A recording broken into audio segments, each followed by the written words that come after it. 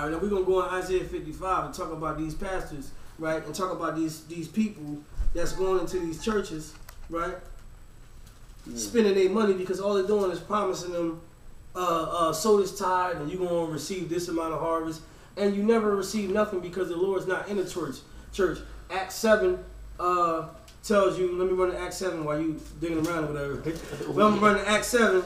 Acts 7, right? Acts 7.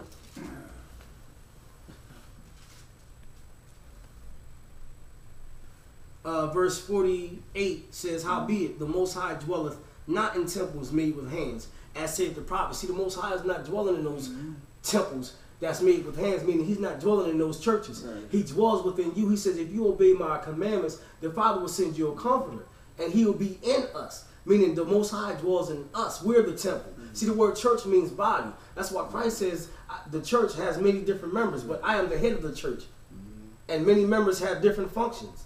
So that's showing you that these churches and that they built up, he's not dwelling in those churches. They ain't nothing but pulpit pimps. They businesses. Because have you ever heard of a church that you can go to and sow tithes all year long and then get a tax revenue at the end of the year? That's showing you that it's a business. They're not out for your souls. And the Bible about to explain that. Look, in Isaiah 55 verse 1, ho, everyone that thirsts, come you to the water. The waters meaning the word, right? And he that has no money, come you buy, meaning spend your time and eat, okay? And eat, that's what it says, buy and eat. Buy meaning spend your time and eat with no money. Come you buy and eat, yeah, come. Buy wine and milk without money and without price, because salvation is free. But they'll charge you for salvation, okay?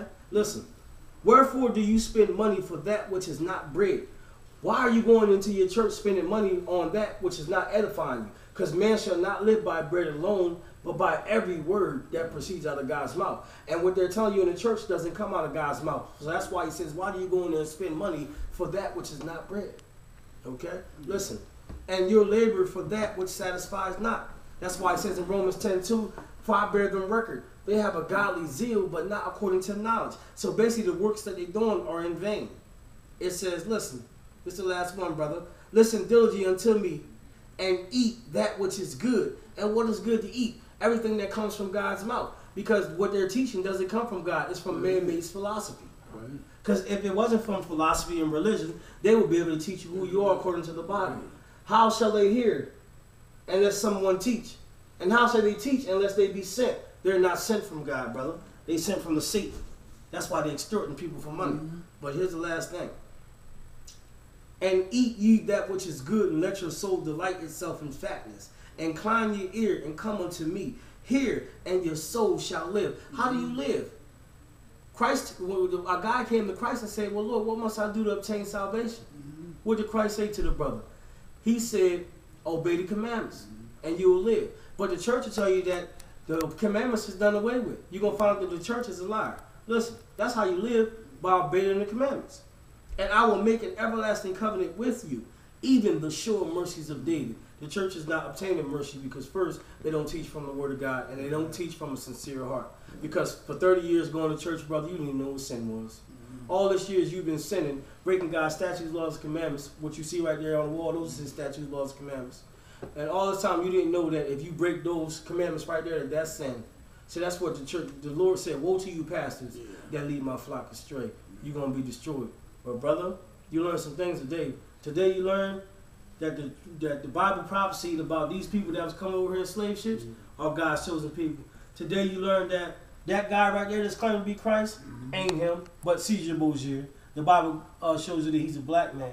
Right here you're going to learn that the true Israelites would be put in prisons and they would be out for a prey. As you see these white people over here in Acts 7 and 6, it tells you that we'll be treated evil for 400 years and we're clearly being treated evil today. Last hot, first fight, oppressed.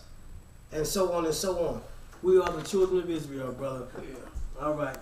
We're going to go in here. We already ate spiritually. Now we're going to go in here and get some food, brother. Bless you. Yeah? All right.